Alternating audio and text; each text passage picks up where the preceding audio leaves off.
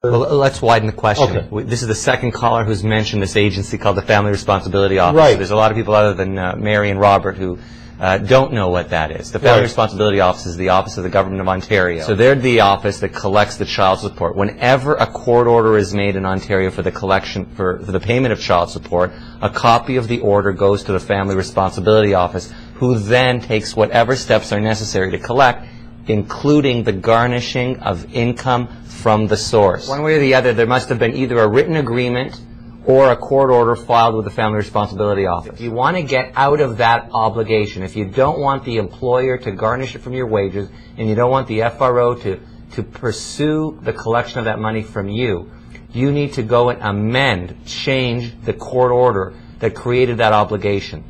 Depending on whose side I'm on for, I either want the kind of agreement that Robert's ex-wife got, or I want to get out of the kind of agreement that Robert is facing. Yeah. And because if I was Robert's ex-wife, I love the idea of having carte blanche to be able to go and incur whatever expenses I need that I think is appropriate for the kids, sending a copy of the receipts over to the FRO and having them chase Robert for it to be collected.